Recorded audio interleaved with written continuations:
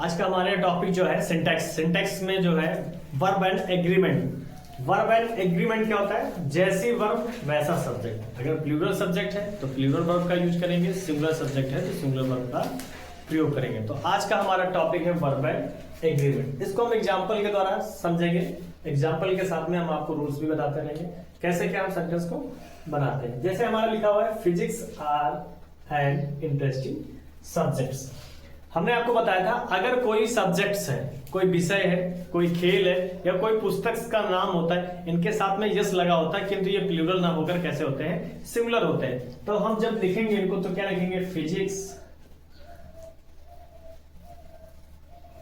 Is, are की जगह हम इज लिखेंगे, एंड इंटरेस्टिंग सब्जेक्ट। नेक्स्ट हमारा क्या है? लिखा हुआ है many a man are working in this office. Many का रूल्स होता है, मैनी दो सेंस में यूज करते हैं। एक हमारा मैनी जो होता है, अगर केवल मैनी यूज किया गया तो मैनी के साथ में हम प्लूरल सब्जेक्ट तथा प्लूरल वर्ब का प्रयोग करेंगे। अगर मैनी के साथ में आ लग गया, ए लग गया, तो ए का मतलब सब्जेक्ट कैसा हो गया? सिंगुलर। सब्जेक्ट हमारा सिंगुलर हो गया तो वर्ब भी हमारी कैसी लेगा? सिंगुलर लेगा। तो मैनी का रूल्स याद रखना है, मैनी प्लूरल लेता है और मैनी आ जो होता है वो क्या लेता है? सिंगुलर लेता है। इसको जब हम बनाएंगे तो लिखेंगे मैनी ए मैन, आर की जगह is working in this office, in this office. Next हमारा लिखा है अनिल एज वेल, वाल नहीं होता, एज वेल होता है, as well as his friend are at fault. अब हमने क्या बोला? अगर कोई भी subject as well as with से या आर टुगेदर विद से जुड़ा हुआ है, उसके साथ में जो हम यूज करेंगे वो सिंगुलर सब्जेक्ट का यूज करेंगे और सिंगुलर वर्ब का यूज करेंगे। तो इस वाले वाक्य में अनिल एज वेल एज जुड़ा हुआ है, किसके साथ जुड़ा हुआ है? हिज फ्रेंड्स से जुड़ा हुआ है, आर एट फाल्ट। तो हम यहां पे जो यूज करेंगे तो एज वेल एज वाले वाक्यों में आर की जगह हम इज का यूज करते हैं। Anil as well as his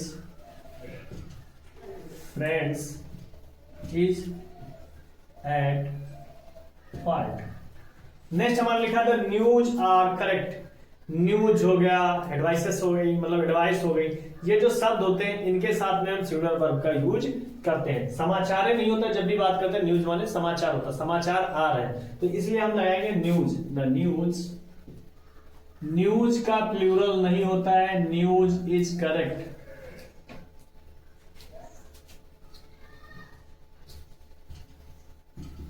news are correct, ठीक है। नेक्स्ट हमारा लिखा nowadays 100 rupees are not a big amount.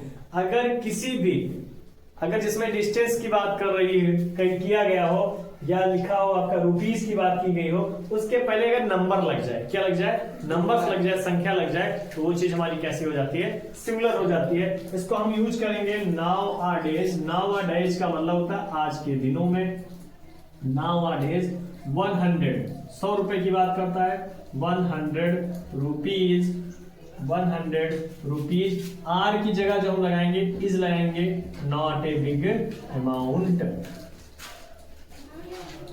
आपको और भी याद रखना, अगर किसी भी वाक्य में रुपीज आता है तो रुपीज जो होता है वो काउंटेबल होता है और मनी जो होती है वो कैसी होती है? अनकाउंटेबल होती है।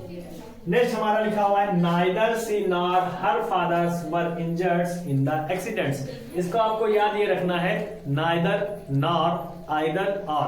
कोई भी व्यक्ति अगर नार या आर से जुड़ा है, नाइदर या आइदर से जुड़ा है, तो वो जो होगा तो सिंगुलर सब्जेक्ट और सिंगुलर वर्ब का प्रयोग करेगा। तो लिखा है neither, NEITHER, neither she nor her friend, her father, nor her father, were की जगह क्या हो जाएगा? Was injured in the accident, in the accident.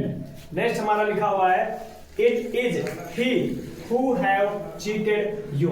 आपको याद होना चाहिए, हमने आपको बताया था अगर किसी भी वाक्य में सब ऑर्डिनेटिंग कंजक्शन लगा हुआ, हु लगा हुआ, विच लगा हुआ, दैट लगा हुआ, कुछ भी लगा हुआ है, तो ये जो अपने पहले एंटीसीडेंट्स आता है, अपने पूर्ववर्ती जो नाउन्स आते हैं, उन नाउन के अनुसार हम क्या करते हैं, वर्ब का यूज करते हैं। जैसे इस वाक्य में क्या लिखा हुआ है, it is he who have cheated you. उसने कहा इट इज ही, यह वह है, हु माने जो कि, हैव चीटेड यू। अब हु जो है हमारा कंजक्शन है, इसके पहले जो हमारा लगा है एंटीसीडेंट्स क्या लगा है, ही लगा, तो ही के अनुसार हम हैव का यूज ना कर कर यहाँ पर हम हैज का प्रयोग करेंगे। किस चीज का प्रयोग करेंगे, हैज का प्रयोग करेंगे। हम इसको लिखेंगे it is he who has cheated you. Next हमारा लिखा हुआ है neither of these boys have broken this chair. Neither these boys, फिर वही चीज अभी बताया था, आइदर आर नाइदर नार, सिमिलर सब्जेक्ट लेगा, तो नाइदर ऑफ दीज बॉयज, यहां पर हैव की जगह क्या हो जाएगा, हैज हो जाएगा। Neither of these boys has broken this chair। ठीक है, नेक्स्ट हमारा क्या है, लिखा हुआ है आज का लास्ट हमारा सेंटेंस, क्या लिखा हुआ है, लिखा हुआ है everyone of them have an umbrella. प्रत्येक व्यक्ति के पास, अगर एवरीवन, एवरी, ईच, ऐसे अगर आपके ये प्रोनाउंस होते हैं, इन प्रोनाउन के साथ में हम सिमिलर वर्ब का प्रयोग करते हैं। तो एवरीवन ऑफ देम, हैव की जगह क्या हो जाएगा, हैज हो जाएगा। हम लिखेंगे every one of them has an umbrella.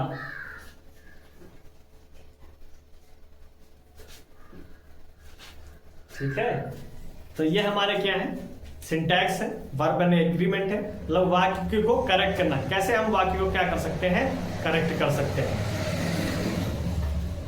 तो आपको फिर से याद रखना है, अगर कोई सब्जेक्ट है, सब्जेक्ट के साथ में सिंगुलर वर्ब का यूज करते हैं। मेनी ए का यूज हुआ है तो सिंगुलर वर्ब लगेगा। अगर एज वेल एज से जुड़ा है तो सिंगुलर वर्ब लगेगा। न्यूज लिखा हुआ है तो सिंगुलर वर्ब लगेगा। नाउ इट इज 100 रुपी, अगर किसी भी एडजेक्टिव के पहले, मतलब किसी भी डिस्टेंस वाली चीजों के पहले अगर कोई नंबर्स का यूज कर लेते हैं, तब भी हम किस चीज का यूज करते हैं, सिंगुलर वर्ब का यूज करते हैं। नाइदर आर, नाइदर नार, आइदर आर, या आर, नार, नाइदर, आइदर, एवरी, ईच, ये हमेशा अपने साथ में सिंगुलर वर्ब का प्रयोग करते हैं। अगर कोई सब ऑर्डिनेटिंग कंजंक्शन है, उसके पहले जो इंसिडेंट्स आया होता, उसके अनुसार हम हेल्पिंग वर्ब का प्रयोग करते हैं। ठीक है, और एवरीवन आपका कैसा सब्जेक्ट लिखता है, एवरीवन आपके साथ में जो होता है वो सिंगुलर हेल्पिंग वर्ब का प्रयोग करता है, सिंगुलर वर्ब का प्रयोग करता है।